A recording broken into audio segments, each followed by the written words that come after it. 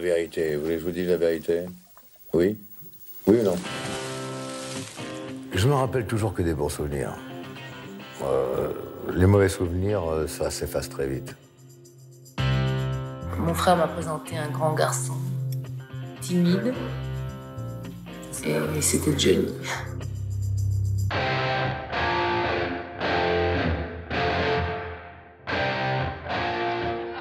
Voici l'histoire d'une passion légendaire, celle d'un couple auquel les Françaises et les Français se sont attachés.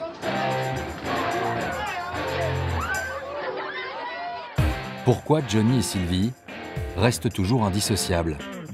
Des icônes, deux héros que le public a adoptés et qu'il n'a jamais cessé d'aimer.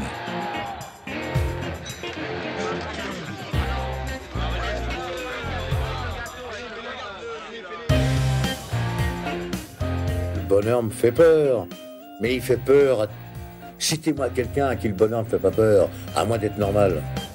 Vous allez entendre les confessions de Johnny, mais aussi la voix de Sylvie, qui a accepté de manière exceptionnelle de revoir et de commenter les images rares de ce tourbillon. Il y avait beaucoup de passion partout, de la part du public, entre nous, le métier, les voyages, c'était vraiment la fureur de vivre.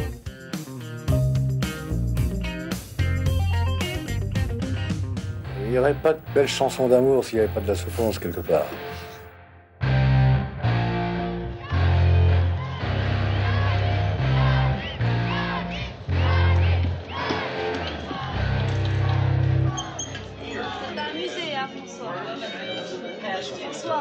S'il y a une période qui cristallise à la fois la ferveur et les tourments, la force des sentiments et les germes de la séparation, c'est bien l'année 1971. La route aura raison de mon âme et de moi-même. C'est démentiel, c'est l'amour.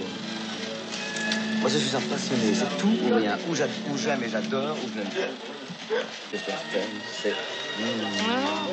Cela fait alors près de 10 ans que leur histoire s'écrit à deux. La fureur de vivre et d'aimer est loin d'être éteinte, mais cette passion est malmenée par l'autodestruction de Johnny et l'impuissance de Sylvie à l'empêcher de plonger.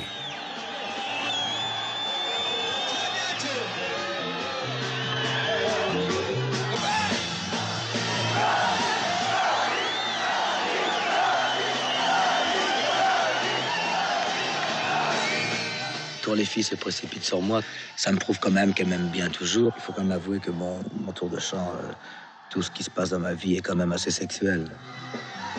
Pour les filles surtout.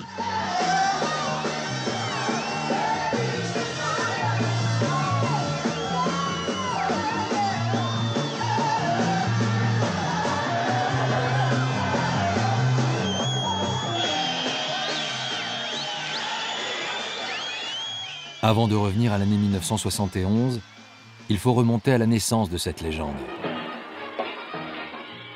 Ce retour aux origines impose une plongée dans la France des années 60. Dans une société très corsetée, les enfants nés après la guerre rêvent d'émancipation. Alors dites-moi, Michel, qu'est-ce que vous reprochez à votre maman? Simplement de ne pas me laisser assez de loisirs, de ne pas me laisser sortir plus souvent. Vous avez droit à combien de sorties par semaine? Une après-midi par semaine. Et qu'est-ce que vous faites ce jour-là? Je sors avec mon amie, je vais chez elle ou elle vient chez moi et nous parlons en dessinant. À l'image de cette jeune femme, combien sont-elles à s'interroger, à vouloir échapper à la tutelle parentale? Un reporter de l'époque, avec sa voix sucrée, liste les signes encore timides d'une révolution à venir. Sans doute y a-t-il plus de jeunes à Paris qu'autrefois. Ils forment un monde particulier qui a son style et ses modes. Ciré et bas noir sont de règle pour une fille, et talons hauts. Le poste à transistor est à l'honneur car le goût de la musique ravage les foules.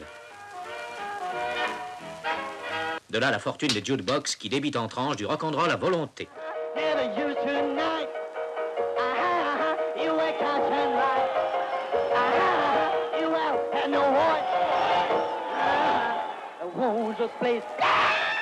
C'est cette musique, venue des États-Unis, qui va d'abord bousculer les codes. Le 24 février 1961, le Palais des Sports de Paris accueille le premier festival du rock'n'roll. Devant 5000 jeunes en quête de vibrations et de sensations, le héros du jour a 17 ans.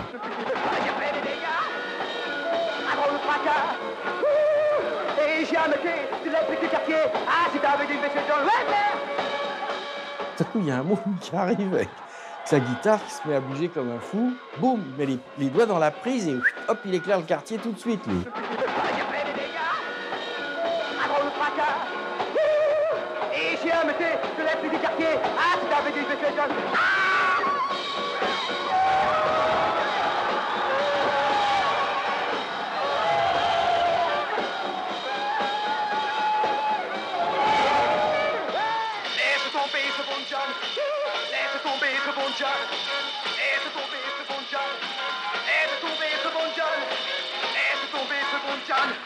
Laisse tomber ce bon John.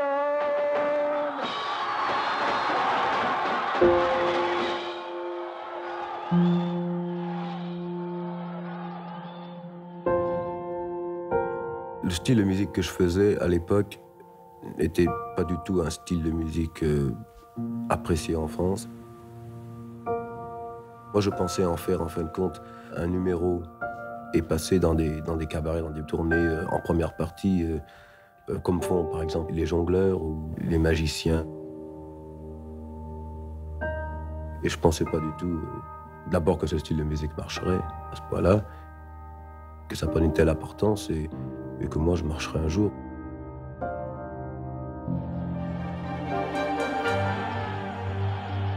On ne saura jamais ce que ces jeunes voulaient ce soir-là.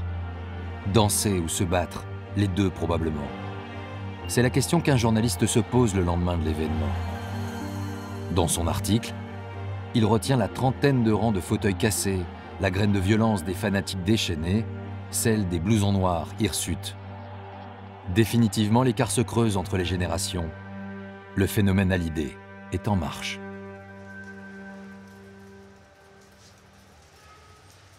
À 1000 lieues de l'ambiance du Palais des Sports, il y a une lycéenne plus sage. Elle s'appelle Sylvie Vartan et elle a 16 ans. C'était sur le cours de Vincennes où j'allais au lycée. Le lycée Hélène Boucher, qui était un lycée de jeunes filles très bien. On n'avait pas le droit de mettre de bas, de collants, enfin c'était très strict. J'ai toujours grandi dans la musique. C'est mon frère Eddie qui m'a introduite à toutes ces différentes sortes de musique, du rock and roll, du blues, du jazz.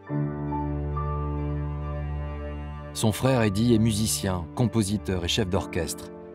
Il travaille dans une grande maison de disques avec Daniel Philippaki, l'inventeur de Salut les copains. C'est ce dernier qui a l'idée de faire chanter Sylvie en duo avec Frankie Jordan. Oh, ne te mets pas en colère, il n'y a vraiment rien à faire. La voiture est en panne d'essence, nous n'avons vraiment pas de chance. Pourquoi t'affoler? Je rentre à la maison. Ça fait bien loin à pied. Je connais les garçons. L'endroit est désert. Je te vois bien venir. Et il a tout pour plaire. Il faut repartir. Mais je n'ai plus d'essence. Ça, je n'en crois rien. Nous sommes en avance. Ça t'arrange bien. Il faut rester là. Ma maman m'attend. Surtout ne t'en vas pas. Tu es un chenapan. Wow. Surtout n'ouvre pas la porte. Dehors la pluie est si forte. Entends-tu le tonnerre gronder? Viens dans mes bras pour te réchauffer. Dans mes bras il fait bon. Tu vois, je le savais. À pied c'est trop long. Tu me fais bien marcher. Tu devrais me croire. Moi je sais que tu manges. Je n'ai rien dans le réservoir. Mais je t'aime tant. Je voudrais t'embrasser. En plus d'une fois. Pour te réchauffer. Prends-moi dans tes bras. Ah comme on est bien. Dehors il pleut. Pour l'essence. Frankie Jordan se souvient de cet enregistrement avec la jeune Sylvie Vartan. Elle a le rythme, elle a le sens, elle chante juste et dans le tempo. Panne d'essence était une chansonnette qu'on avait piquée aux Américains. C'est Daniel qui lui avait demandé d'imiter la chanteuse originale, avec cette petite voix comme ça. Elle a très bien fait. Pour toi je perds l'esprit. Attendons un peu. Enfin tu m'as compris. Le ciel est bleu. Tu ne m'en veux pas. Je t'aime trop. Alors restons comme ça. Première chanson, premier succès. Pour Sylvie, tout commence cette même année, 1961. Eh bien, Sylvie, si vous nous racontiez vous-même votre histoire. Mon histoire est très simple, tout à fait par hasard. J'ai commencé à chanter avec Frankie Jordan.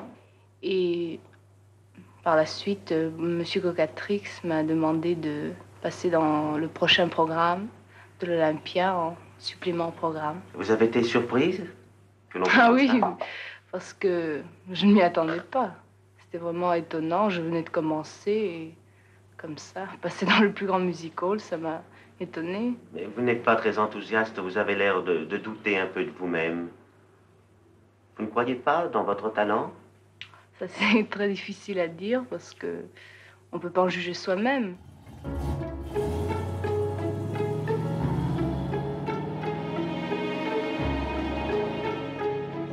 Alors que Sylvie débute dans le métier, Johnny file à vive allure vers le succès. Il est déjà en passe de devenir l'idole des jeunes. Ils ne se connaissent pas encore, mais leurs destins seront bientôt mêlés à la faveur d'une rencontre étonnante.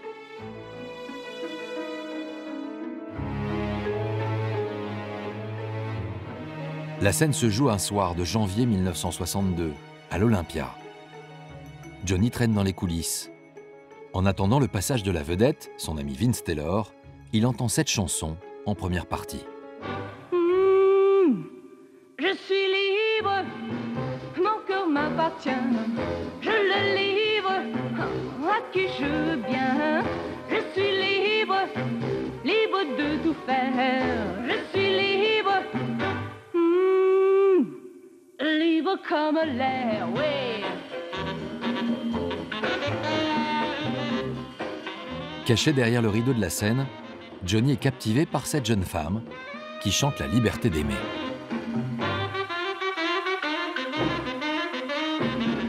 Le mariage ne me fait pas peur. Je serai la servante de mon maître et seigneur. Car je peux être sage comme une image. Alors que Sylvie termine son tour de chant, Johnny est en pleine discussion avec Eddie Vartan. Je ne savais pas que c'était le frère de Sylvie. Je dis, tiens, cette fille-là, elle est bien, je me la ferai bien. Elle arrive vers nous et puis Eddie dit, tiens, Sylvie, je te présente Johnny. Johnny, je te présente ma sœur. Et moi, je suis devenu rouge, je savais plus quoi dire. Et c'est comme ça que j'ai rencontré Sylvie.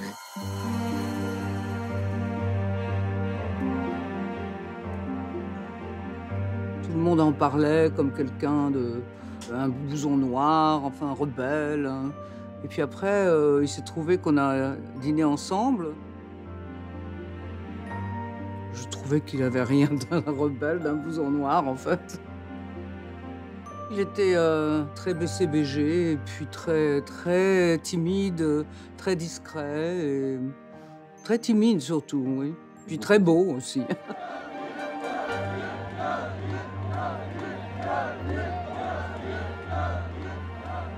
Comment est-ce que tu lui as fait la cour? Essaye de me raconter ça. Je l'ai prise en tournée avec moi. Oh, ça s'est fait longtemps. Elle voulait rien savoir. Ça s'est fait au bout de 6 mois. Hein. Oh là là, j'ai ramé dur. Après cette tournée, Johnny ne veut pas voir Sylvie s'éloigner. Alors, au printemps 1963, il l'impose sur un projet de cinéma. Johnny, le copain, l'idole, est en Camargue en ce moment. En Camargue, où il partage la vedette d'un film fait pour lui avec une copine, sa copine, Sylvie Vartan. Claude Pierre Bloch était dans l'entourage de Johnny. Il deviendra plus tard son attaché de presse. Il était très discret avec Sylvie. Très discret. Je sais qu'il lui faisait porter des fleurs, des petits objets, des choses comme ça, mais c'était sa façon en lui, disons, de draguer. Il était amoureux, et quand il regardait Sylvie, on voyait qu'elle était amoureuse. C'était un petit garçon devant Sylvie. Manu Roblin, auteur de paroles de chansons pour Johnny, se souvient de ses débuts. Elle était très amoureuse de Johnny. C'était comme un dieu, c'était le grand amour. C'était son Johnny. C'était une époque du bonheur. Oh là là. Des moments tellement émouvants et Oui, qui sont éternels en fait. Qu'est-ce que vous pensez de Johnny Hallyday? Mis à part toute l'amitié que je lui porte, je trouve que c'est le plus formidable sur scène, qu'il chante de jour en jour de mieux en mieux. On veut parler de mariage. Oh non, ni mariage ni fiançailles. Ça, c'est des... Copains. Oui.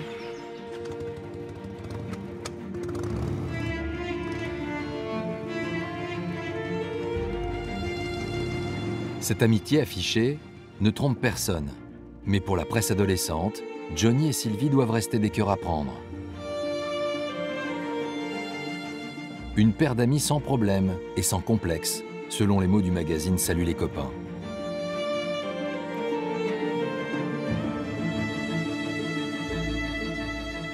Leur histoire s'écrit désormais comme un feuilleton, dont la jeunesse française raffole.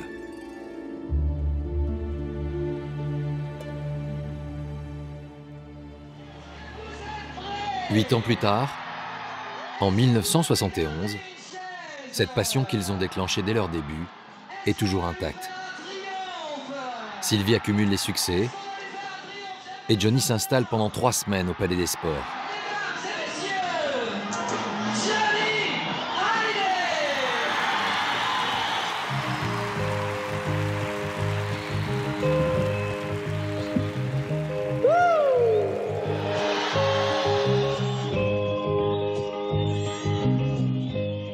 Il fait chaud. Il fait chaud. Il fait chaud. De la fenêtre de mon train, un soir j'ai vu une fille qui avait des cheveux si clairs que j'ai cru un instant rêver.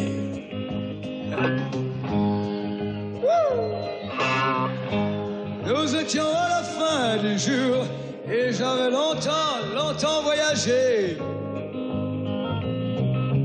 J'avais du cendre dans la bouche et je me sentais fatigué. C'était une fille aux éclairs, je veux conserver son image. Je voudrais repousser l'hiver, mais le temps tuera son visage. On y va? Je voudrais repousser l'hiver, mais le temps tuera ton visage. Johnny, Sylvie, un peu plus en arrière.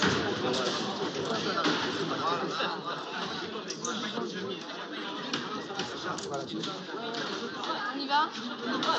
Je protège. Attention à la cigarette. Tu peux faire signer toi, tu tournes autrement.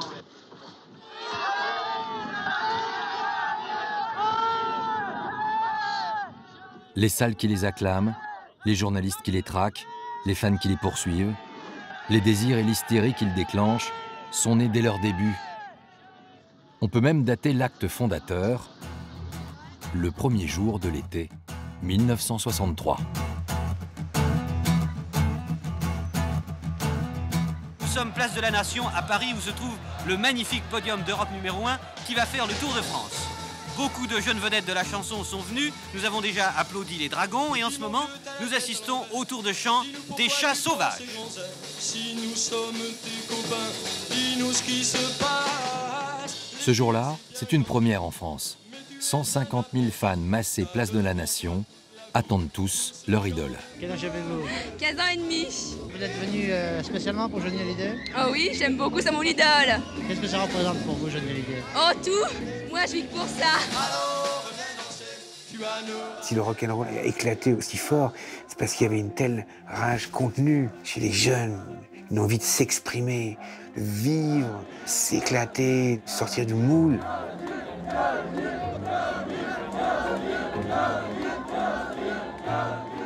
On s'est retrouvés dans un car de police, aux abords de la place de la Nation. On nous a demandé de nous baisser, changement de costume au commissariat et tout. C'était un espèce de tumulte invraisemblable. Et pas un peu les copains, est-ce que vous savez taper la Romain?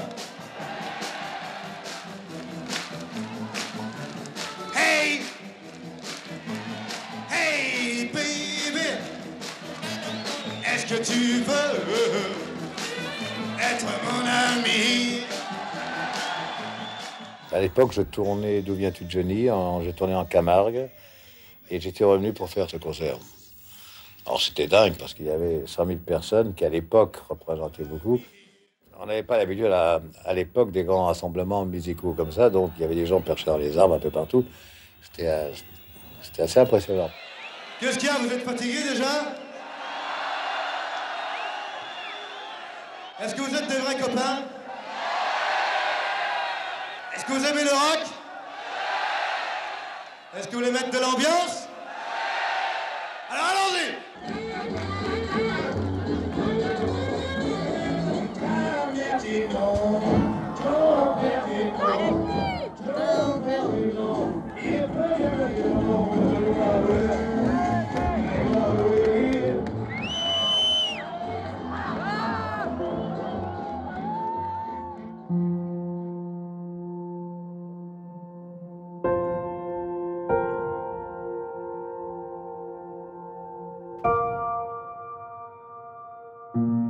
Tout d'un coup, les adultes se sont rendus compte du pouvoir de cette jeunesse.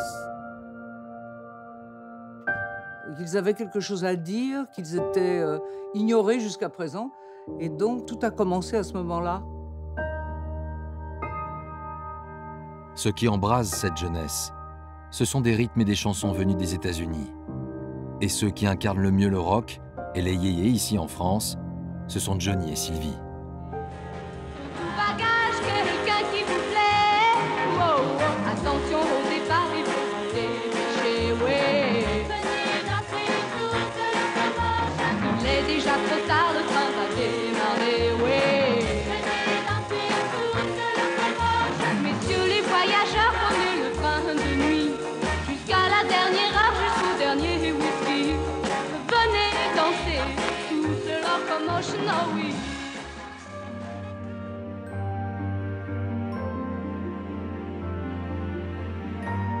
Cette alliance contre nature entre la jeune fille apparemment sage et le rocker rebelle, entre la glace et le feu, crée un phénomène inédit qui touche toutes les classes sociales.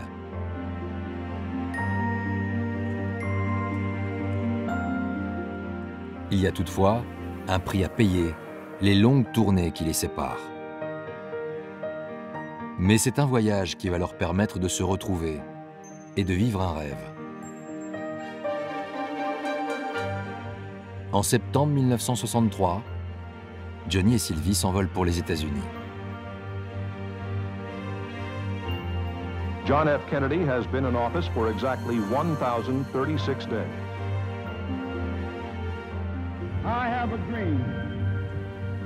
One day, this nation will rise up.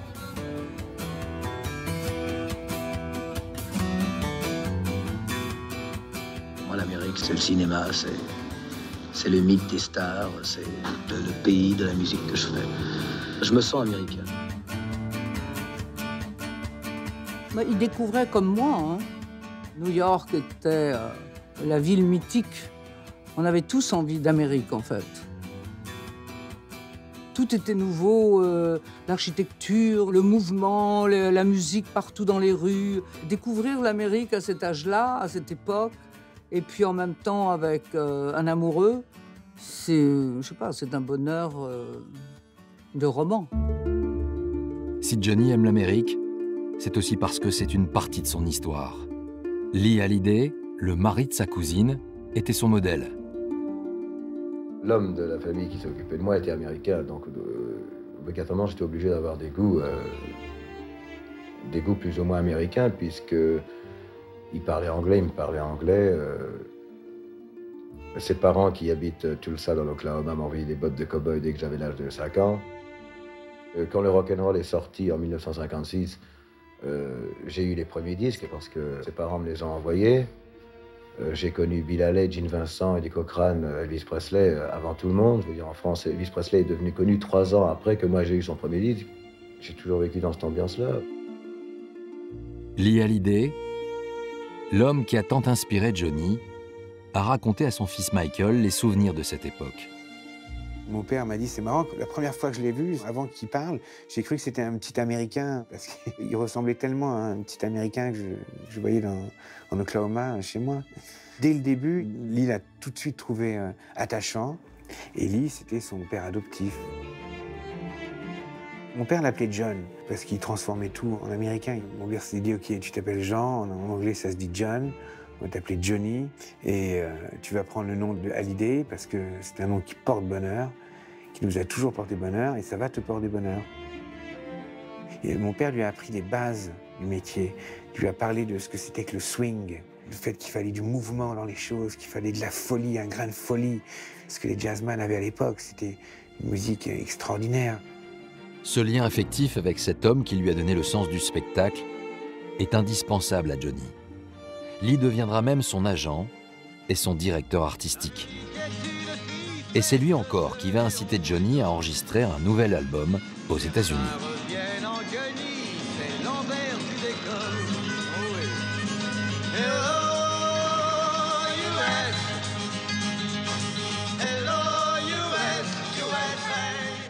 Tout se passe dans cette fameuse année 1971. À l'occasion de ce voyage, Lee Hallyday organise pour lui une virée dans l'Oklahoma pour des retrouvailles avec sa famille de cœur.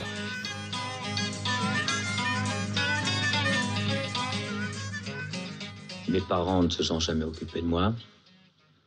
J'ai été élevé par des gens que je considère comme ma famille, qui ont été plus que ma famille, qui étaient artistes. C'est peut-être d'ailleurs grâce à eux que je suis artiste aujourd'hui. Hello. Johnny! Oh, maman, you're a beautiful son.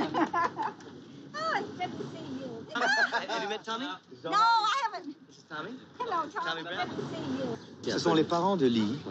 Donc, comme Lee m'a élevé, je les considère comme des gens de ma famille. Et au point de vue affectif, qu'est-ce qu'il représente pour toi, affection? Il représente, si tu veux, ma deuxième famille en Amérique. Je sais qu'en Amérique, j'ai une famille.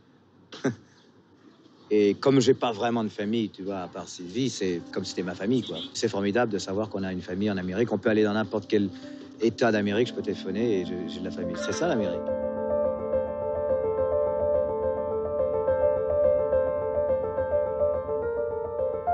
Il était inconsciemment en recherche d'une famille. Il avait toujours besoin de se sentir protégé de par son passé, je pense. Donc c'était très touchant en même temps.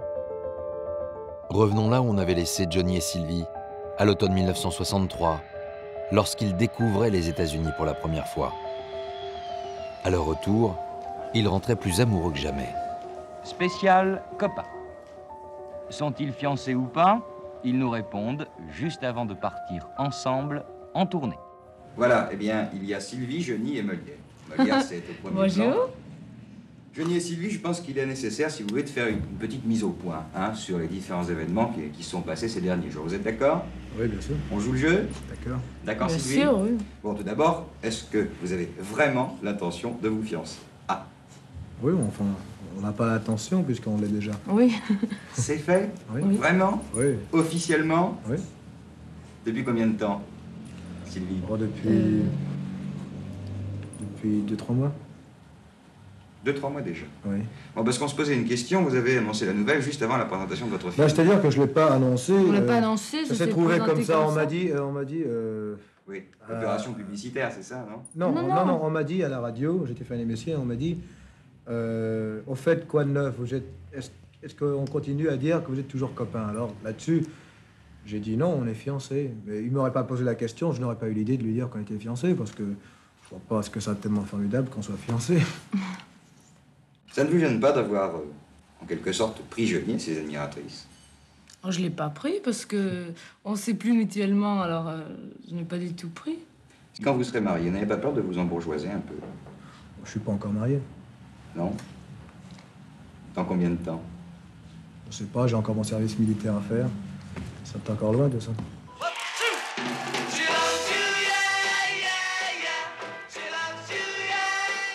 Au début de l'année 1964, la Beatlesmania gagne la France. Les jeunes adoptent le look et la coupe des garçons de Liverpool. Pour leur premier concert en France, Sylvie a été choisie afin d'assurer leur première partie. Ça, je m'en souviens très très bien. Oh là là. C'est la première fois que je voyais mon nom aussi grand sur le fronton de l'Olympia. Dans 5 minutes, Sylvie, hein? J'y vais. Dis donc, t'es prête, là? Alors évidemment, il fallait tenir la scène, tenir la barre.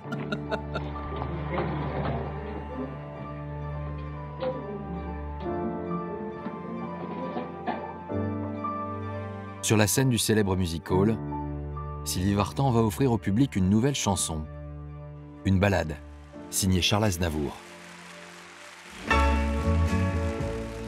La petite caméra des Beatles a enregistré ce moment rare.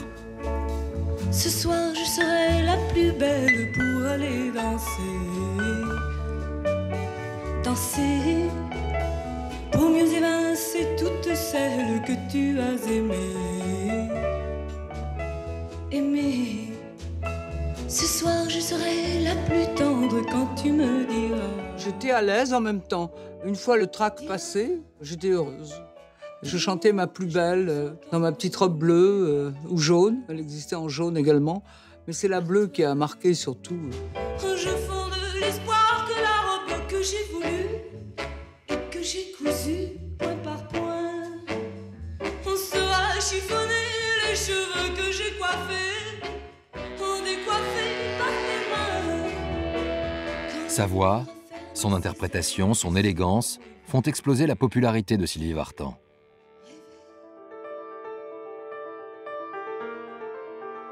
On la réclame au Japon, en Amérique latine, aux États-Unis. Et à l'image des Beatles, copiée par les jeunes garçons, elle impose son style et détrône même Brigitte Bardot. Elle a été une image pour les filles de sa génération. Toutes les filles copiaient Sylvie, sa mythique petite robe bleue en mousseline, se coiffer comme Sylvie, c'était leur modèle. Vous avez 20 ans, vous avez l'amour, vous avez la célébrité, vous avez l'argent. Que vous reste-t-il à acquérir? La durée, peut-être.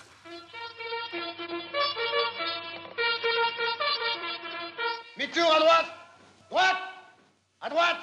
Droite! Alors, remarque, on sait plus où est la droite?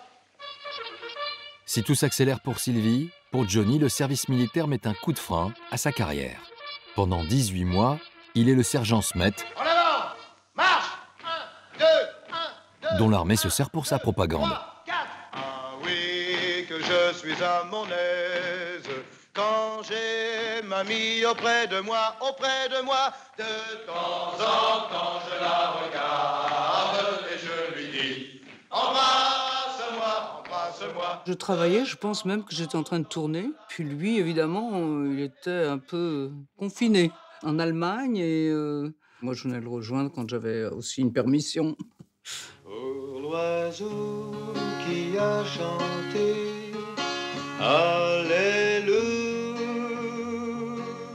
Dans sa caserne, il était certainement regardé, entouré, tout ça. C'est très curieux comme situation, parce qu'on se sent isolé, en même temps, tellement de monde autour de soi. C'est très perturbant. Enfin, au début, on me regardait quand même un peu comme, je sais pas moi, un être venu de Mars, tu vois, un peu. Mais ça a duré une semaine, et puis après, on est devenus copains avec tout le monde, et puis, tu sais, on sympathise beaucoup plus vite à l'armée qu'en général dans la vie privée. Pour l'enfant qui va grandir, Alléluia.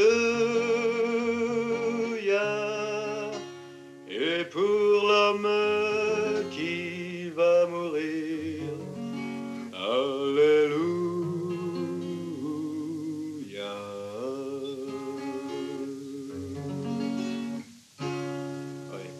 Oui. Alors, Jenny, on a dit pas mal de choses. Je crois qu'il y a une nouvelle importante qui se prépare, non? Ah bon? Oui. Pour plus tard, ça. C'est pour plus tard? On en parlera plus tard? Oui, on a le temps. On a le temps d'en parler? J'ai acheté pour Sylvie, d'ailleurs. C'est mignon, non? Le journaliste n'obtiendra pas de réponse sur la future union avec Sylvie. Car les fiancés ont bien l'intention de se marier, mais ils ont pris toutes les précautions pour que cet événement reste secret. Ils ont choisi un petit village isolé de 240 habitants dans l'Oise, à Lauconville, là où Sylvie a acheté une grande maison pour ses parents. Le photographe Jean-Marie Perrier, ami du couple, était au plus près d'eux ce jour-là. Sylvie, elle rêvait d'un mariage classique.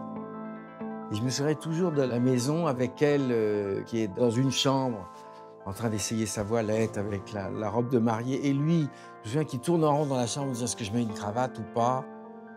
On avait tenu ça secret, même la mairie avait accepté de ne pas publier les bandes, tout ça, donc c'était tout à fait organisé en apparence.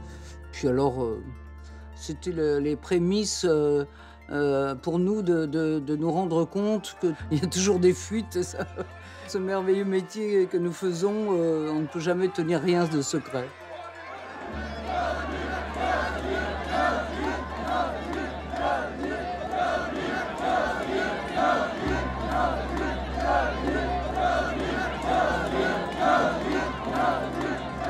Ils sont enfin arrivés, sous une forêt d'appareils photo braqués à bras tendus. Sylvie est descendue la première. Sa robe blanche a été mise à rude épreuve car les 5 ou 6 gendarmes de protection ont eu bien du mal à lui frayer un chemin jusqu'à l'entrée du bâtiment. Les jeunes mariés tentent de sauver les apparences. Mais il y a la déception de se faire voler une cérémonie qu'ils espéraient intime. Monsieur Jean-Philippe Léosmet, consentez-vous à prendre pour épouse Mademoiselle Sylvie Georges Vartan, ici présente? Oui. Mademoiselle Sylvie Georges Vartan, consentez-vous à prendre pour époux Monsieur Jean-Philippe Léosmet, ici présent? Oui. Au nom de la loi, nous vous déclarons unis par le mariage.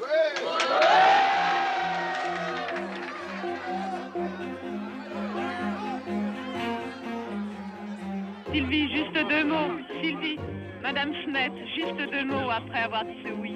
Je suis très heureuse, très très heureuse et très émue. J'ai vu beaucoup de photos, mais c'est vrai que de voir ça en film comme ça, c'est notre pauvre localité qui était si tranquille. Incroyable, incroyable.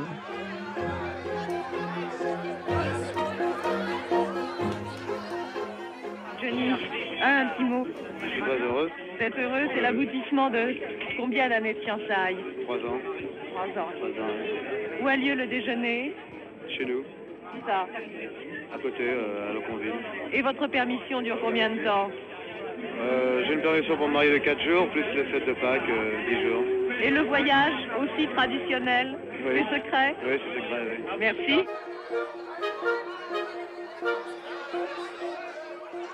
Moi, j'avais très peur parce que mon père était handicapé, le pauvre, et puis on n'allait pas tellement loin. On peut aller à pied à la maison. Il y avait 200 mètres. Et puis en fait, ça a été impossible. Donc, heureusement que la voiture était là. Leur carrière continuera de les priver de ces moments à deux. Elle les éloignera en permanence.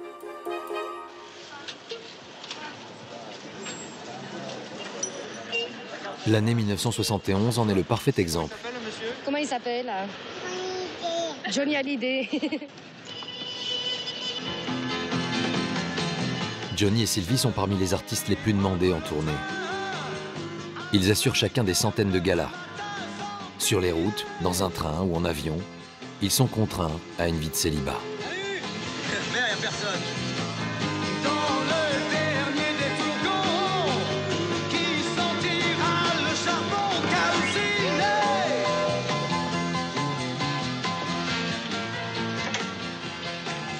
Je crois qu'un artiste est énormément entouré de plein de gens, mais c'est pas pour ça qu'il se sent. C'est pas pour ça qu'il ne se sent pas seul. Très honnêtement, c'est un métier de solitaire, hein. Même très entouré, c'est un métier de solitaire.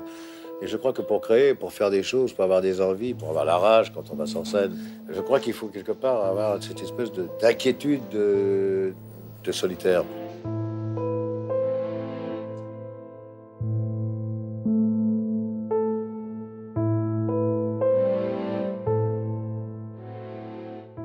Pourquoi dormez-vous ici?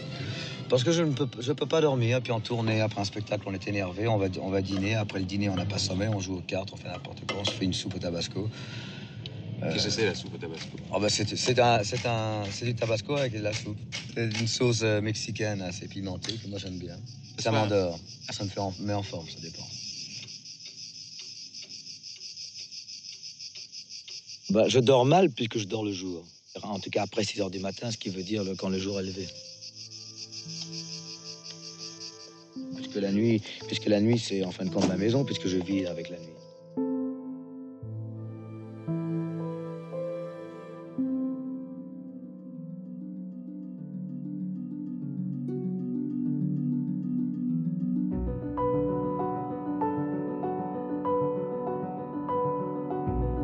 Le 14 août 1966, Sylvie accouche d'un petit garçon dans une clinique de Boulogne-Billancourt.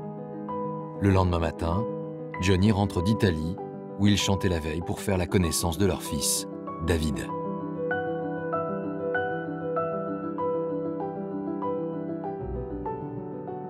Nous étions tous les deux très très jeunes. Évidemment, pour lui, c'était quelque chose de plus inconnu. Déjà, une femme, elle porte l'enfant, pendant 9 mois, tu vis avec un deuxième cœur, c'est différent. On est complètement en amour avec le fait qu'on porte la vie, et donc ce n'est pas du tout les mêmes sentiments.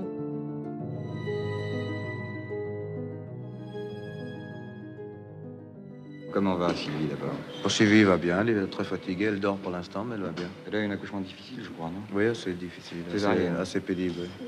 Bon, et l'enfant? Ah bah lui, il se porte, c'est le plus fort de tous, je crois. Le plus fort de tous, combien fait-il? Combien pèse-t-il? 3,50 kg. Bon, alors le prénom, c'est donc David, il n'y a pas de problème. Oui. Et ça s'est passé comment? Comment vous l'avez appris, justement? Bien, moi, je l'ai appris, moi, je suis sorti de Seine. J'étais à 50 km de Milan. En Italie? À Milan? Oui, oui. Quand ça, hier? Oui, cette nuit, enfin, les dernières. Je sais que Sylvie est fatiguée, maintenant. Vous repartez, vous ne restez pas à son chevet? Malheureusement, non, je chante ce soir à Venise. Il faut partir tout de suite, alors? Oui, j'ai un avion, c'est pour ça. Oui. Bon, bah écoutez, on vous laisse. Heureux papa, bien sûr. Merci. Au revoir et merci. Merci. Salut. Il ne faut pas aller la déranger, elle dort. Elle dort? Bon, je m'en voudrais une toute petite vue. Non, pas maintenant. Pas maintenant, tout à l'heure? Oui.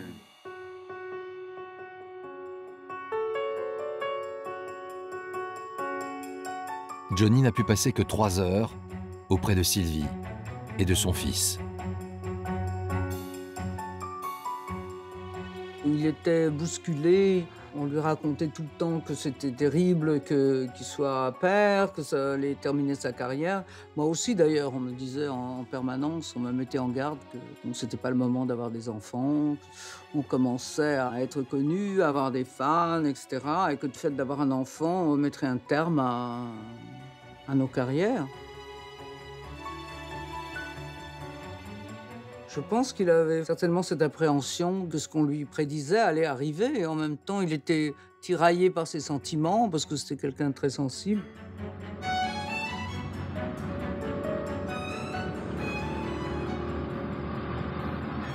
Malgré l'arrivée de David, Johnny ne change rien à sa vie de rockstar.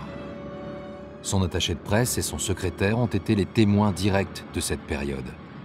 Ils s'en souviennent. Il y avait des hauts et des bas avec Sylvie à cette époque. Il était très peu là. C'est pas un homme qui rentrait à la maison régulièrement. Il fallait toujours qu'il aille en boîte, il y a des copains, il rencontrait quelqu'un, il se laissait embarquer et il rentrait à pas d'heure.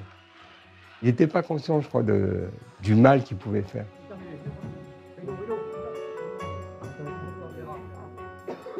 En général, je finis mon tour de chant vers minuit et demi. Je ne ressors jamais avant 2 heures du spectacle parce qu'il me faut 1 heure pour récupérer. Ensuite, je m'habille et puis on va dîner avec les musiciens.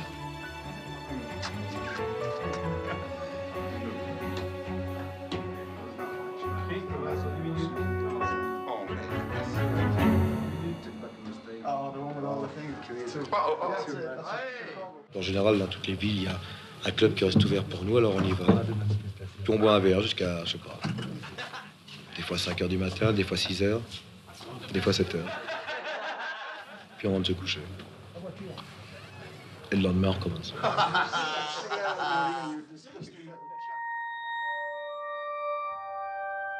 Trois semaines seulement après la naissance de leur enfant, une grave crise éclate.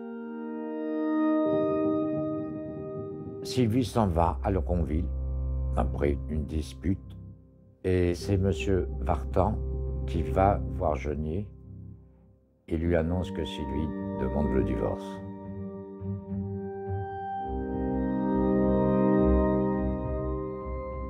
Et là, Johnny est seul, avec 2 ou 3 personnes. On l'appelle, il répond pas et je crois que c'est Jean-Pierre, mon frère, qui ouvre la porte de la salle de bain et le trouve, s'est taillé les veines.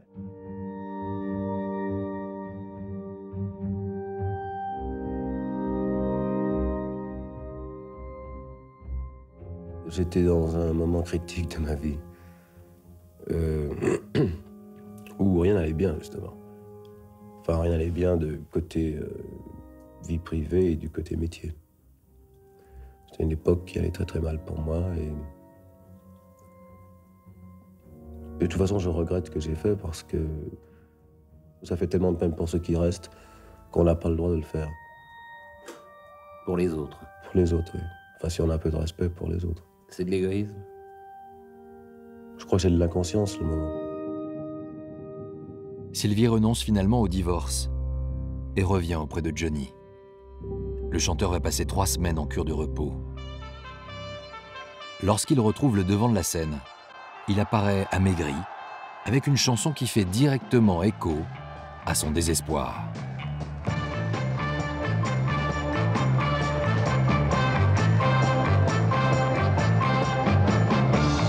Noir c'est noir, il n'y a plus d'espoir. Oui, gris c'est gris, et c'est fini. Oh, oh, oh, oh. Ça me rend fou, j'ai cru à ton amour, et je perds tout. Je suis dans le noir.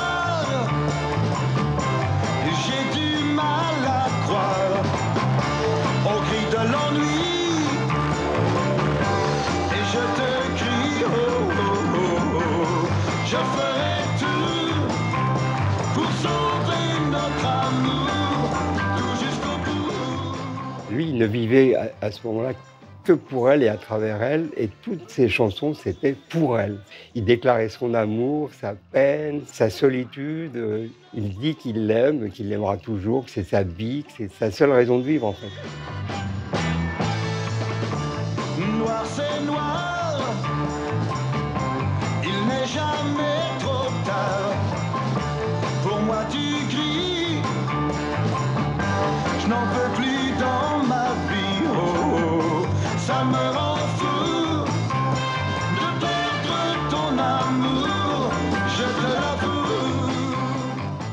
Jean Renard a signé de nombreuses musiques pour Johnny et pour Sylvie, et avec eux, il a parfois travaillé sur commande. Quand ils n'arrivent pas à se comprendre comme il faut dans la vie, ils s'adressent à l'autre en disant à l'auteur ou au compositeur « Fais-moi une chanson comme ça, j'aimerais bien dire ça ». Et on s'aperçoit 6 mois après que c'était pour interpeller l'autre. Et ça marche à tous les coups, puisque l'autre, au bout de quelques mois, quand il fait un nouveau disque, il fait la même chose.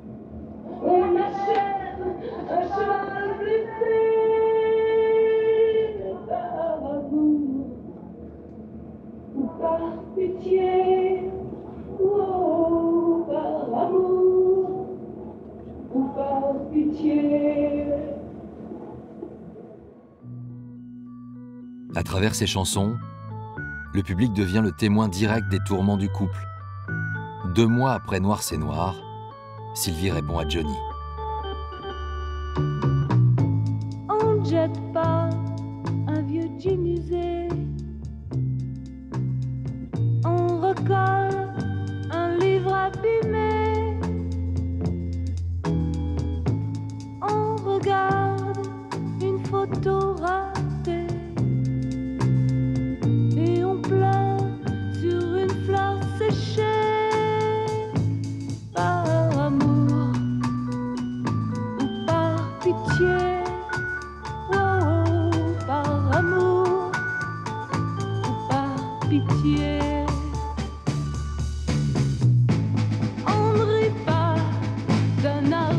Quelques mois plus tard, les fans les retrouvent ensemble à la radio, dans un étonnant jeu de séduction. On va transformer Sylvie en journaliste. Tu veux bien jouer avec nous? D'accord.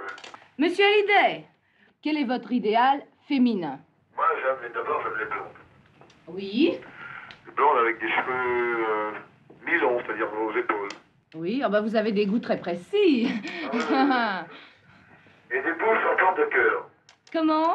J'aime les bouches de femmes en forme de cœur. Ah bon?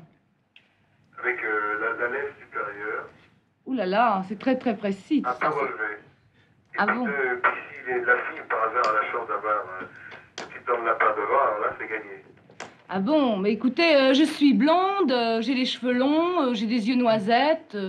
Ça ne vous irait pas C'est pas vrai. Bah oui. Est-ce que vous auriez par hasard des dents de lapin? Ben oui, il se trouve, par un fait exprès, que j'ai des dents un peu écartées, oui. C'est pas vrai.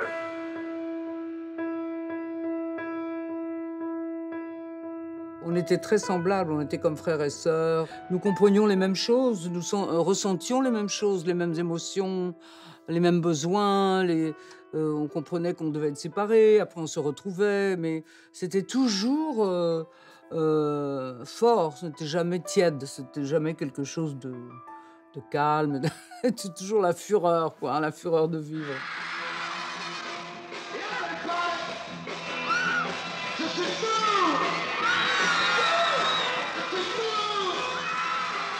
Cette passion amoureuse, ils vont la vivre à l'Olympia, là où tout a commencé. C'est la première fois qu'ils partagent l'affiche en chantant en duo.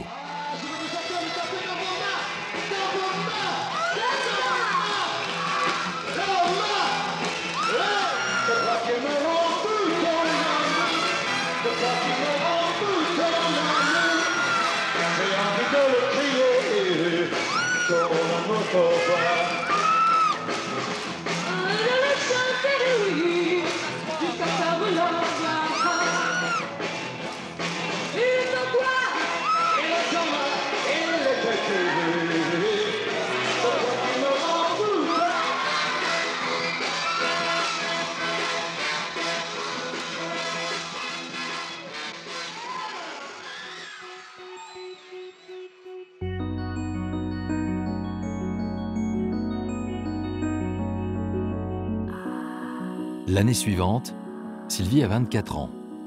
Elle chante déjà depuis 7 ans et ce lien tissé avec le public va lui permettre d'assumer son histoire. C'est à l'occasion d'un nouveau passage à l'Olympia qu'elle interprète cette chanson plus personnelle, le récit d'une petite fille qui a fui la Bulgarie communiste.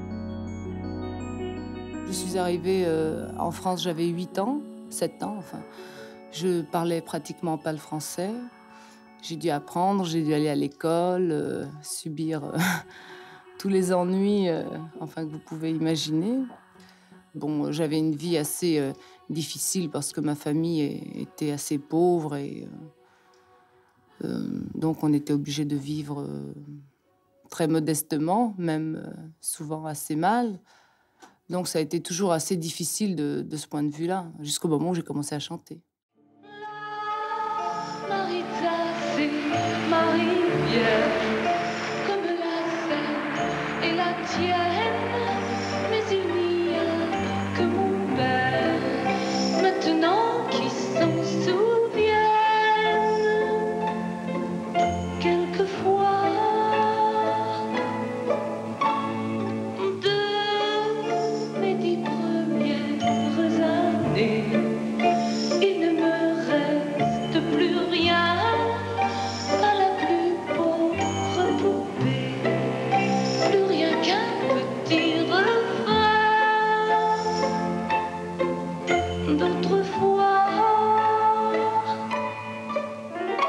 Cette chanson a fait pleurer mon père.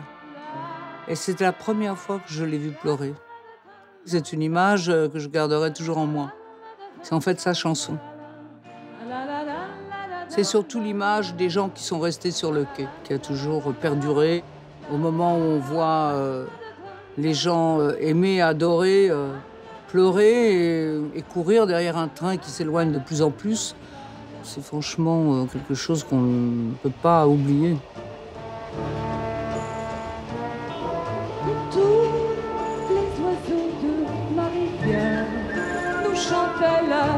liberté, moi je ne comprenais guère. Mais mon père, lui, savait. Oh, écoutez, quand l'horizon s'est fait trop noir, tous les oiseaux sont partis sur les chemins de l'espoir, et nous on les a suivis à Paris. De mes 10 premières années, il ne me reste plus rien, rien. Et pourtant les yeux fermés, moi j'entends mon père chanter. La Maritza deviendra un hymne que le public réclame à chaque concert.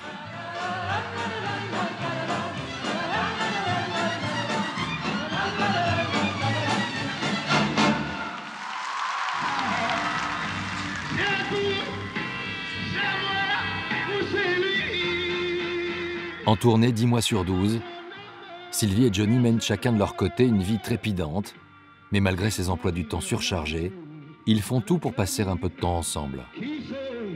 Comme ce jour où Sylvie assiste au concert depuis les coulisses.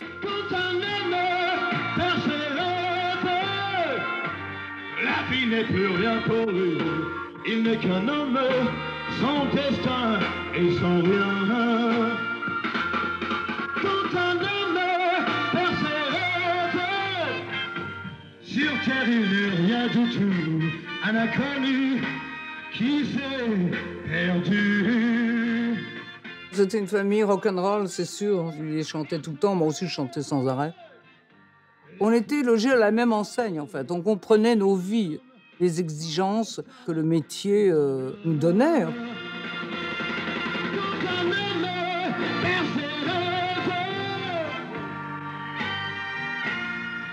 Mais c'était bien aussi de se retrouver, en fait. On n'était pas victime de la routine, c'est le moins qu'on puisse dire.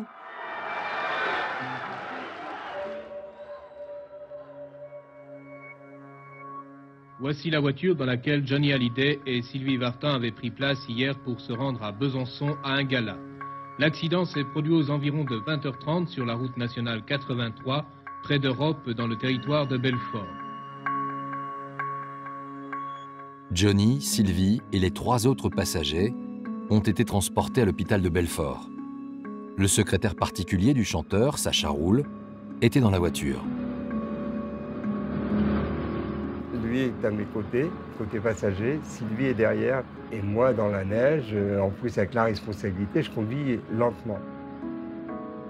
Et au bout d'un moment, il me dit, écoute, laisse-moi conduire, et à ce moment-là, lui prend le volant, Sylvie monte devant,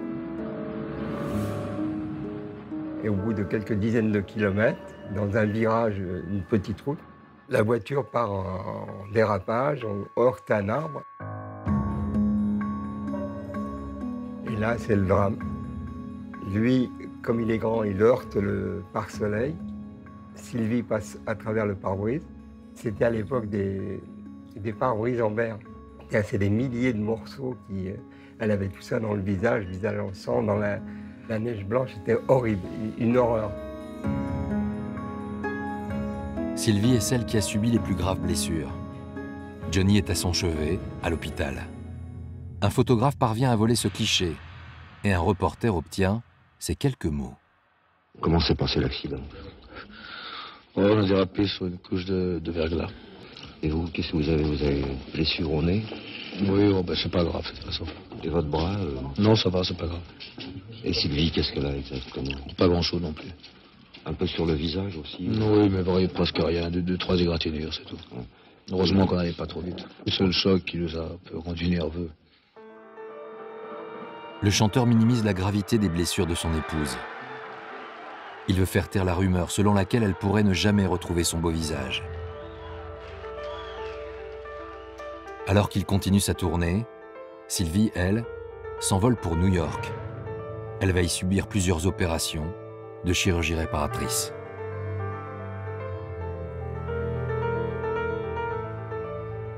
fait, on a dit des tas de choses en disant que j'étais défigurée, tout ça. Bon, j'étais certainement pas belle à voir, c'est sûr. Enfin, de là à être défigurée, il y a quand même des nuances. Donc, j'avais pas besoin de super 15 opérations, comme ça a été dit, etc. Toujours amplifié, vous savez, ce n'est jamais la vérité totale. Et c'est vrai que pour avoir la paix, j'étais repartie aux États-Unis. Au bout de quelques semaines, elle pense déjà à la suite de sa carrière. Et sa résilience passe par un nouvel apprentissage.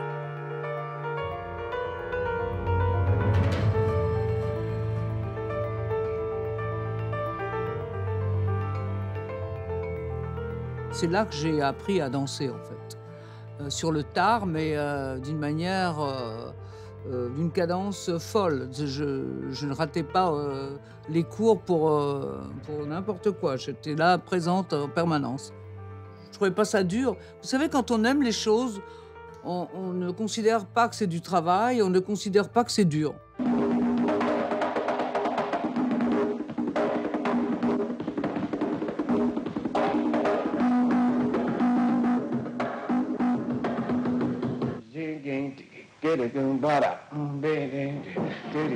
Ce chorégraphe qui était mon prof de danse à New York, j'ai adoré ce qu'il faisait, la façon dont il bougeait et sa nouvelle manière de danser sur des rythmes pop, rock, ça a été une révélation. Quand on aime les choses, on ne considère pas que c'est du travail, on ne considère pas que c'est dur. Et c'est justement repousser ses limites, c'est une jouissance, c'est un plaisir, une victoire. Cette longue convalescence, qui va durer 5 mois, Sylvie la traverse seule. Johnny, resté en France, a lui beaucoup plus de mal à surmonter cette épreuve. Il a la tête à l'envers, parce qu'on ne peut pas se remettre à choc pareil, quoi. Il se sait responsable d'une manière ou d'une autre, il est vidé de toute substance, il est à côté de tout.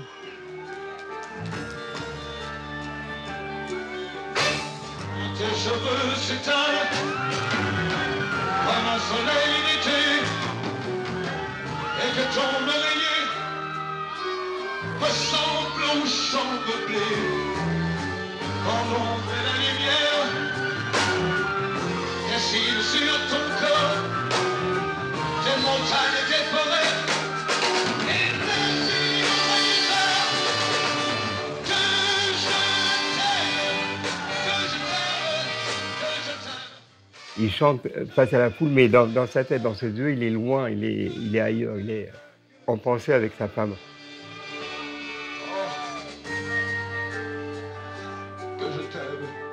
Moi, j'ai vu sortir de scène en pleurs, et quand je lui dis « Qu'est-ce que t'as ?» il dit « Ça va, laisse-moi. » Dans mon corps, sur ton corps, lourd comme un cheval mort, ne sais pas, ne sais plus s'il existe encore. Quand on a fait l'amour, quand d'autres font la guerre, quand c'est moi le soldat qui mérite la paix. Oh, que je t'aime, que je t'aime, que je t'aime, que je t'aime, que je t'aime, que je t'aime. Oh. Que je t'aime. Dans la vie, il était quelqu'un de très sensible. Moi, quelque part, je me sentais plus forte dans la mesure où j'avais une structure beaucoup plus solide que la sienne étant enfant. Et j'avais un côté maternel aussi, même très jeune. Et donc, sa vulnérabilité me plaisait. Sylvie a toujours su trouver les mots pour apaiser les tourments de Johnny. Son retour à Paris après la convalescence aux États-Unis est donc l'espoir d'un nouvel équilibre dans leur vie privée.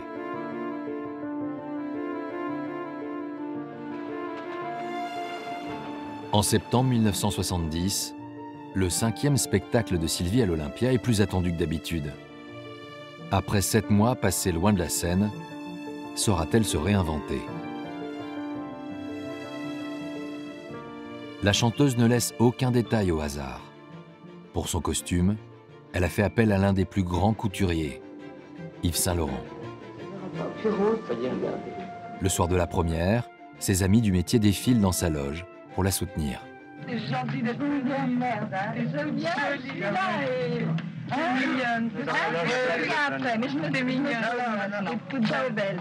Ciao, belle, qu'est-ce qu'on dit? Tu sais quoi, hein? Depuis, j'ai parcouru les routes. J'ai visité bien des pays. Aussi, croyez-moi quand j'ajoute.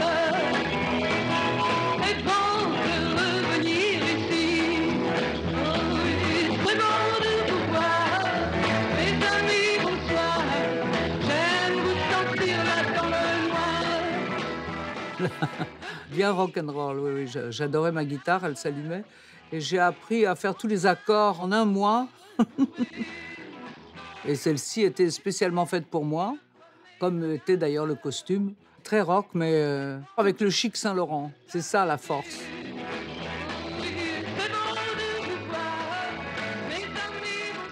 Il a un beau succès, l'Olympia. Oui.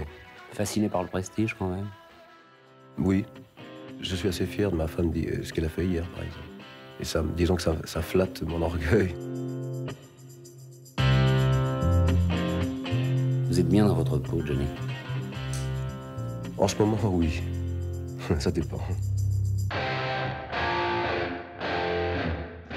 1971, année déterminante dans le parcours de Johnny et Sylvie. Les heures heureuses et les moments les plus sombres vont se mêler et leur vie à deux va être bousculée. Tout commence par une parenthèse heureuse, une nouvelle échappée belle aux États-Unis.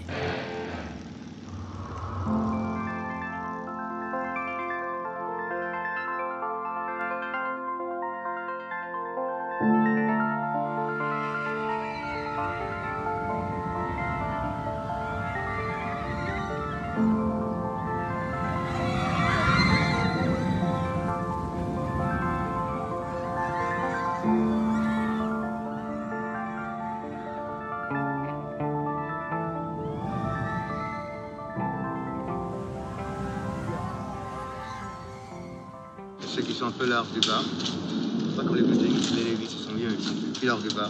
Mais c'est pas la bonne matière. Si, c'est la bonne matière, Ah bon? De quelle longueur tu m'as pris? La plus courte qu'il y avait. Ah bon? Bah c'est trop court.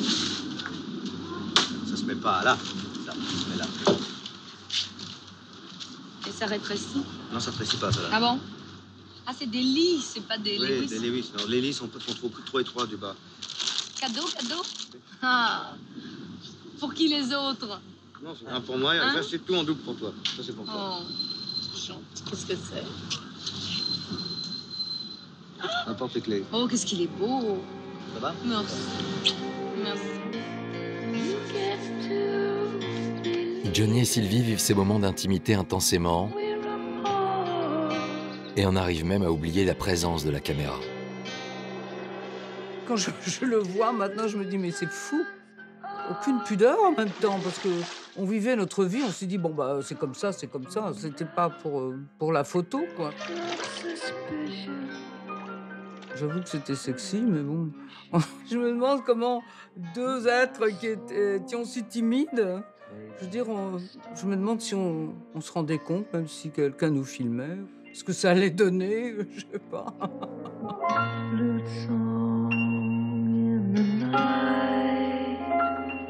Bonjour mon amour, comment tu vas? Oh, j'ai envie de te voir. Je vais rentrer bientôt. Qu'est-ce que tu fais? Et tu es gentil à l'école? Oh, t'es mignon. Est-ce que Carlos t'a donné les cadeaux? Ils te plaisent?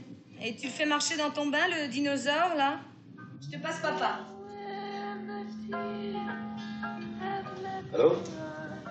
Ça va, fiston? La parenthèse n'aura duré que quelques jours. Le métier reprend vite ses droits. Le chanteur est accro à la scène, à l'énergie qu'elle demande, à l'ivresse qu'elle libère.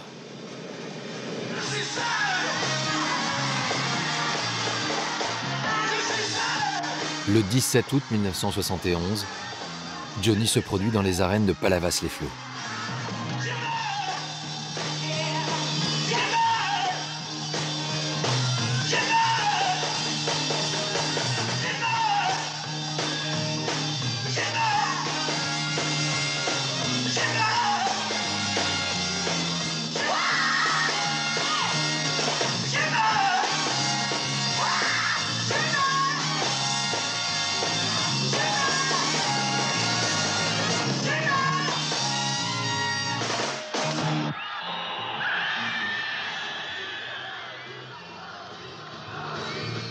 Quand les filles se précipitent sur moi, ça me prouve quand même qu'elles m'aiment bien toujours. Il faut quand même avouer que mon tour de chant, tout ce qui se passe dans ma vie est quand même assez sexuel.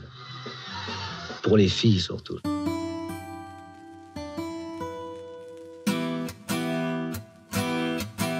Pour Johnny, ses souvenirs de jeunesse, ceux d'un enfant de la balle, ont fait naître une envie folle. À l'été 1972, le Johnny Circus s'arrête dans 75 villes de France avec son chapiteau de 4000 places. En première partie, des numéros de cirque, mais également une chanteuse américaine qu'il souhaite mettre en avant. Regardez bien, nous ne reviendrons jamais ici. La ferme est vendue, j'ai fait tout ce que j'ai pu. Mais la terre ne donne plus assez de pain. Sacha Roule, le secrétaire de Johnny, et Michel Mallory, son parolier, étaient dans la confidence de la relation du chanteur avec Nanette Workman. C'était une choriste qui, malheureusement, elle a fait du mal autour d'elle. Elle commençait à être avec Johnny, à fricoter avec Johnny. Et elle se prenait déjà pour une star. C'était quelqu'un de sulfureux. Ça picolait pas mal quand même, plus le reste. Donc là, il y a eu une espèce de choc énorme qui a fait perdre un peu la tête à notre ami. Maintenant, j'ai tout compris. Je recommence ma vie. Elle lui a brillé la tête. Il était tellement abruti par l'alcool et la canne qu'il ne savait plus où il habitait. À aucun moment, il était clean. À aucun moment.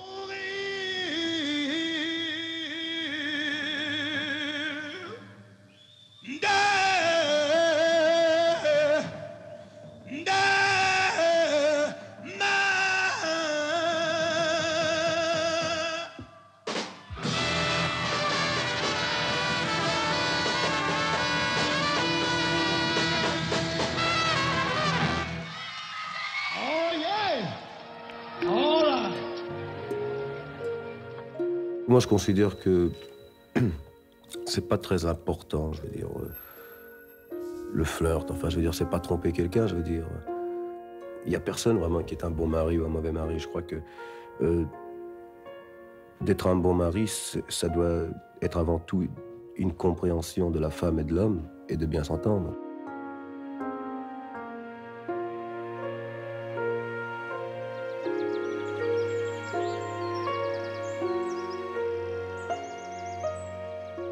L'enfant est-il, en ce qui vous concerne, le bon équilibre du foyer, de votre foyer avec Johnny? Oh, incontestablement, oui. Enfin, je veux dire, un enfant solidifie enfin, une union. Enfin, notre enfant est notre équilibre. Parlons franchement, s'il n'y avait pas eu David, est-ce que vous seriez encore Madame Hallyday? Peut-être pas. Cette liaison de Johnny avec la chanteuse américaine met en péril le couple qu'il forme avec Sylvie. Et tout d'un coup, il s'est aperçu qu'il allait la perdre. Et là, c'était plus le même film.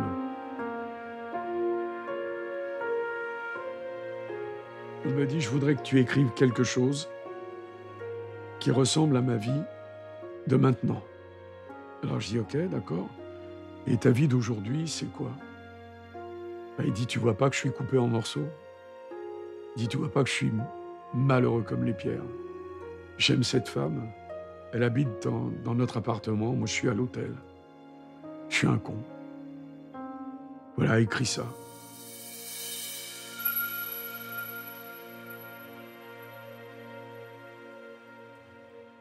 Second verse. The second verse. Yes. Et je lui ai écrit toute la musique que j'aime. Et alors, ce qu'il voulait dire à Sylvie, c'était... Le blues, ça veut dire que je t'aime et que j'ai mal à en crever. Je pleure mais je chante quand même. C'est ma prière pour te garder.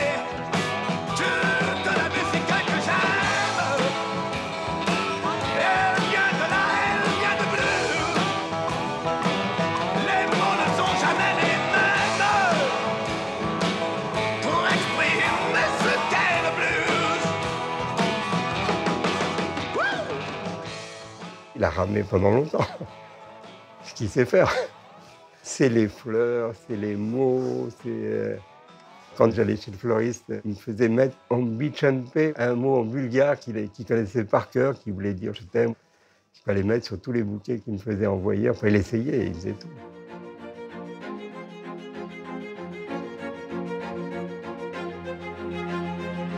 Et on peut pas avoir des photos, là, quelque chose? Des photos? Pas moyen? Les tentatives de Johnny ne sont pas restées vaines. Un an plus tard, il fête ses 30 ans dans la maison de famille de Sylvie, à Loconville. Sylvie, laissez passer Sylvie. Alors comment voulez-vous que je soupe toutes ces bougies en même temps? Voilà, alors là c'est le truc. Là c'est le truc. Doucement, parce que dehors il coule. Non mais maintenant je peux pas les souffler parce que... On recule alors. On recule. Faites le tour alors. 1, 2, 3.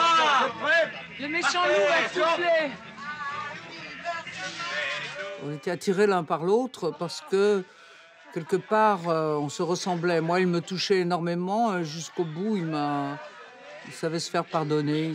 Moi, j'étais toujours prête à comprendre. De toute façon, j'ai un peu ce trait de caractère. Eh bien, bravo.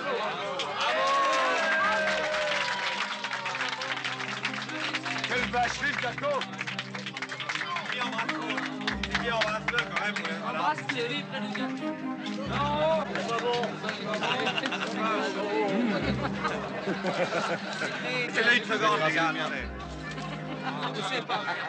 Qu'est-ce que cette façon de ça va pas? Cette énième réconciliation entre Johnny et Sylvie s'est jouée devant leurs amis, mais aussi devant les photographes et les caméras. 5 jours plus tard, la France entière en est témoin, à travers un duo inédit. Dis-moi pourquoi tu es mon seul problème. Dis-moi pourquoi tu es mon seul souci. On récolte la vie que l'on sème. Mais quand vient l'amour, on est un peu surpris à cause de toi. Je ne suis plus la même. Oh, moi par ta faute, j'ai changé aussi. Je ne sais pas où ça nous entraîne. C'est la chance ou bien c'est de la folie. Si tu n'es pas vraiment l'amour, tu lui ressembles. Quand je m'éloigne, toi tu te rapproches un peu.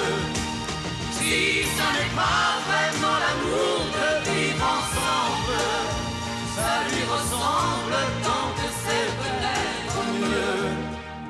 J'ai un problème, je sens bien que je t'aime. Oh, j'ai un problème, c'est que je t'aime aussi.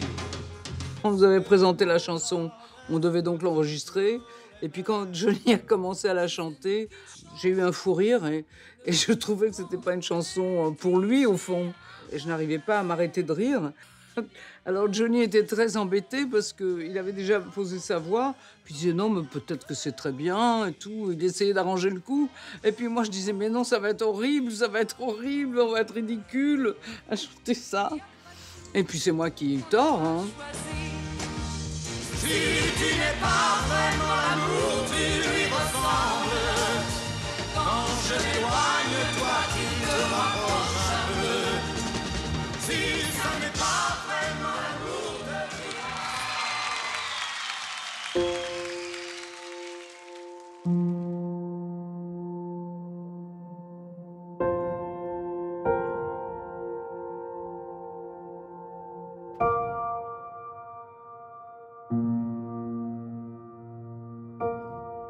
C'était pas facile, un roman d'amour aussi fabuleux entre ces deux entités, quoi.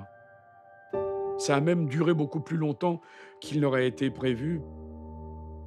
Mais en tout cas, ça a été une passion dévorante. Et comme toutes les passions dévorantes, il y a une fin inéluctable. Les deux idoles s'éloignent. La chanteuse quitte Paris pour Los Angeles avec son fils David. Et en 1976, face à la pression médiatique, Sylvie clarifie la situation.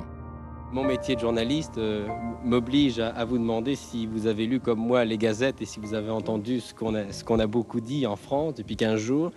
Alors comme je ne suis pas un journaliste indiscret, je vais simplement me contenter de vous demander si on parlera maintenant séparément de M. Hallyday et de Mlle Vartan. Eh bien, professionnellement c'est ce métier qui nous a fait connaître. C'est grâce à lui que l'on s'est connus dans les coulisses de l'Olympia. Et je crois que après 15 ans, c'est à cause de ce métier aussi, en quelque sorte, que l'on se sépare. Parce que il est évident que quand on s'est connus, on était très jeunes. Moi, j'avais 16 ans et demi. Et lui, 17 ans et demi, à peu près. Puis qu'en 15 ans, eh bien, disons que maintenant, moi, j'ai 30 ans et que je fais un métier aussi difficile que lui, évidemment. Une carrière internationale aussi. Qui est assez angoissant, plein d'inquiétudes. C'est un métier instable, enfin, qui est le contraire de la sécurité. Si bien que quand on a une vie privée aussi en dents de scie, comme ça devient carrément de la folie. Je veux dire, Et puis dans votre cas, tous les deux, j'ai l'impression que votre vie professionnelle et surtout privée appartient, que vous le vouliez ou non, au public, à votre public. Ça doit souvent vous gêner? Oui, ça ne facilite pas les choses. Et puis ce métier, dans l'ambiance dans laquelle on vit, je veux dire, le public n'a rien à voir.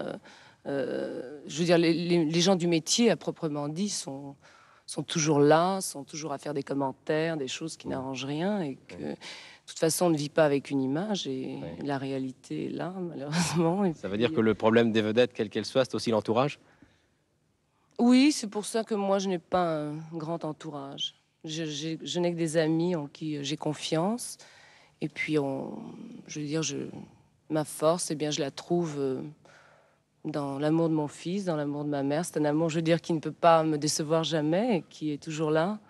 Et puis aussi dans l'amour de mon métier, parce que tout ce que j'ai donné, tout ce que j'ai consacré, je l'ai toujours reçu. Je veux dire, on me l'a toujours rendu. Je veux dire, la sincérité, ça paye dans ce métier. Alors qu'avec les hommes, c'est souvent le contraire.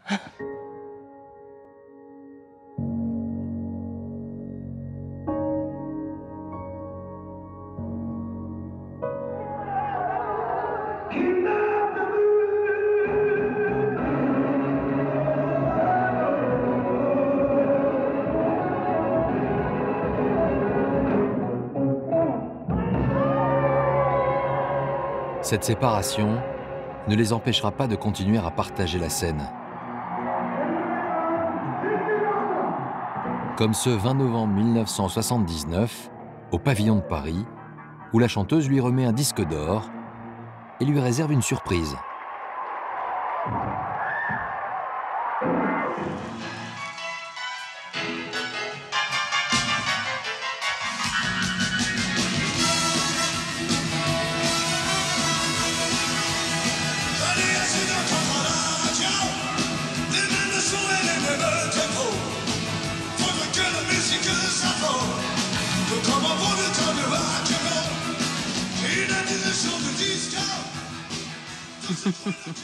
C'est mon frère qui avait fait répéter David. C'était une vraie surprise, hein. C'était vraiment quelque chose qui était secret parce que c'était entre Eddie, David et moi. Johnny était en train de chanter sur scène, donc il ne savait pas que le batteur avait changé.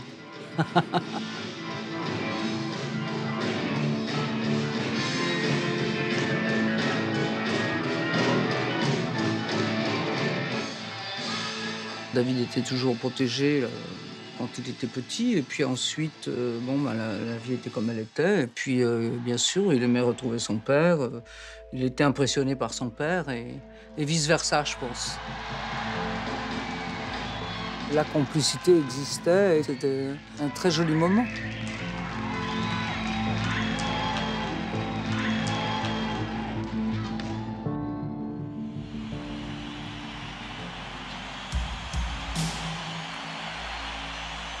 Les deux idoles qui ont officiellement divorcé en 1980 poursuivent leur carrière.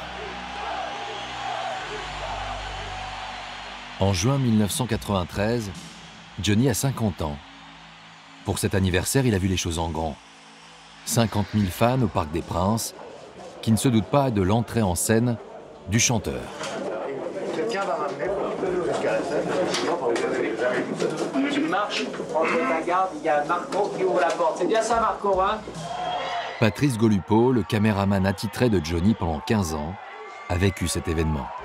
Ce qui est prévu, c'est que je dois m'arrêter au moment où Johnny s'arrête devant la porte et qu'il va s'insérer dans l'escorte des gardes du corps. Il y a un coup de folie qui me prend. Je continue à filmer Johnny. Tout le monde pense que Johnny va rentrer dans la foule et que la foule va s'ouvrir, telle la mer Rouge qui s'ouvre.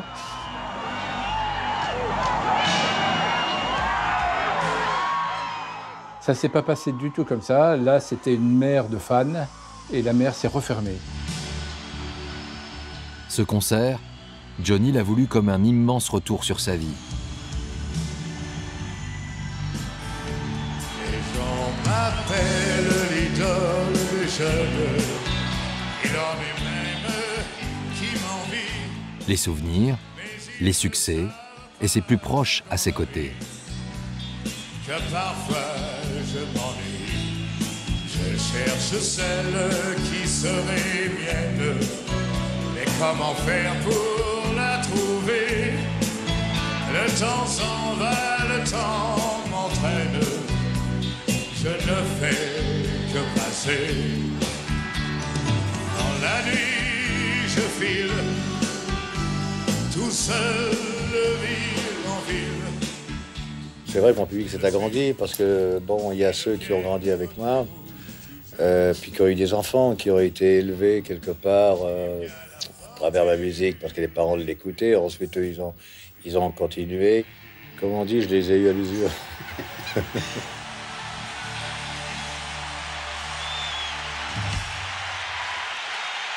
Bienvenue ce soir au Parc des Princes. Ça va être un anniversaire pas comme les autres, je crois.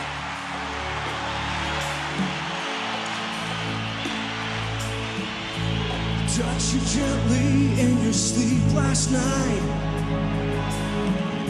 and held you to me in the blue dawn light. I never knew there was a place this deep, or that you would reach that place in me. If you trust in my soul, I can show you my heart. Et c'était une façon de se rapprocher de son papa et de chanter avec lui. Bon, c'est sûr, moi j'ai beaucoup chanté avec lui, et lui aussi, il pouvait avoir envie de chanter avec lui. Pour ses 50 ans, bon, moi, c'était un beau cadeau. Give all you want to me, to heaven to hold. When I look into the light I see is my own spirit shining back to me.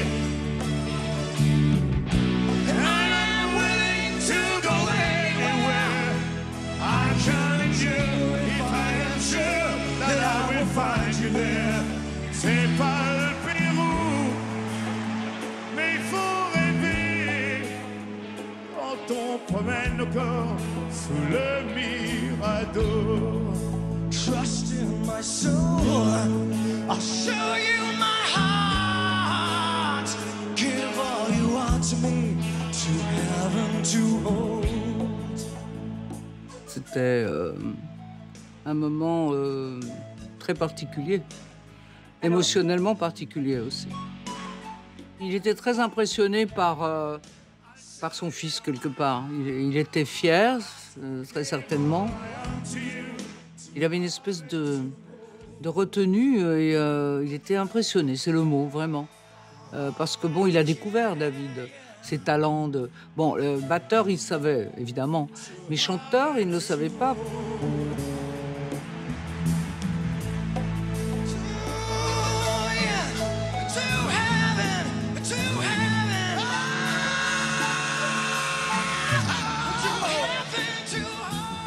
Je pense que tous les deux étaient très, sensible et très, très émus de chanter ensemble. Je crois que c'est quelque chose qui restera toujours.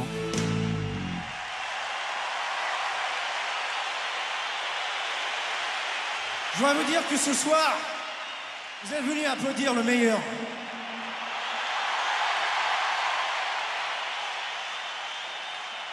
Avec le meilleur des fils.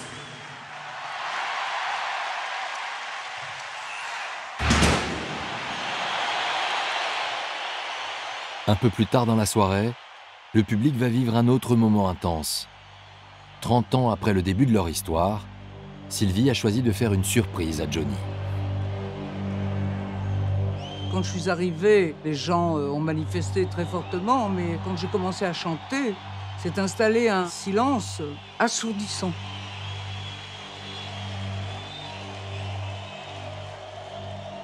Tu me dis que tu l'aimes, je sais, tu dis vrai, et pourtant, moi je t'aime bien plus fort en secret. Un matin, quand elle partira, quand tu pleureras, dis-toi bien que tu vivais tes tendres années. Dans tes yeux, la lumière n'est là. Elle a été sa femme, elle a été sa maîtresse, elle a été sa sœur, mais elle a été et elle est restée son amie toute sa vie.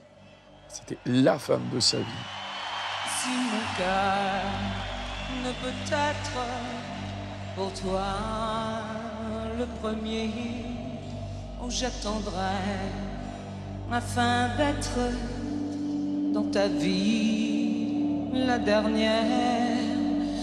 Je serai dans ton avenir, loin des souvenirs, pour te faire oublier tes tendres années. J'ai eu une émotion folle qui m'a clouée un peu. J'avais les jambes qui vacillaient, et puis il était devant moi, je lui chantais cette chanson. Son sourire, à un moment donné, m'a repêchée. Je me suis rattrapée parce que j'étais extrêmement émue. Merci.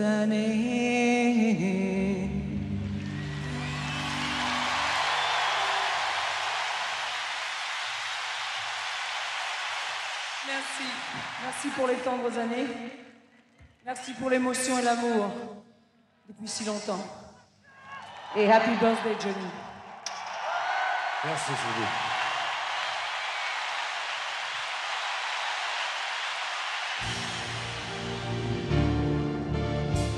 « 16 ans plus tard, en 2009, c'est Johnny qui s'invite dans un concert de Sylvie à l'Olympia pour un dernier hymne à l'amour. Bonsoir. Bonsoir, Johnny. Dis-moi, c'est la musique sur laquelle on va chanter, ça? Oui. C'est ça? Mais oui, c'est ça. Mais non, c'est du sérieux. Ben oui, c'est sérieux. L'amour, c'est sérieux. Tu sais. Si un jour la vie t'arrache à moi, Si tu meurs, que tu sois loin de moi. peu m'importe si tu m'aimes, car moi je mourrai aussi. Quand il chantait, c'était quelqu'un d'autre, en fait. Quelqu'un de magnétique, et j'adorais le voir chanter parce que quand il chantait, c'était l'homme qu'il voulait être. Il se sentait bien en chantant. Il s'aimait quand il chantait, voilà. Il savait qu'il était bon, il savait qu'il était fort, il savait qu'il avait de l'ascendant sur les gens. Et dans la vie, il était un peu plus paumé, quoi. Voilà. Et donc, moi, ça me faisait de la peine.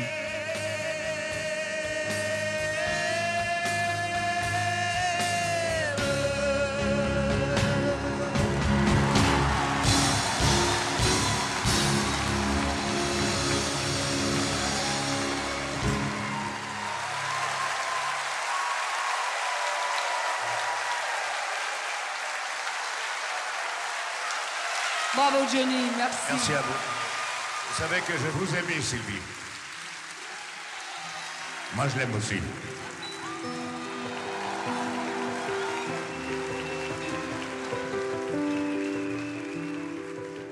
On y va? Johnny, Sylvie, un peu plus en arrière.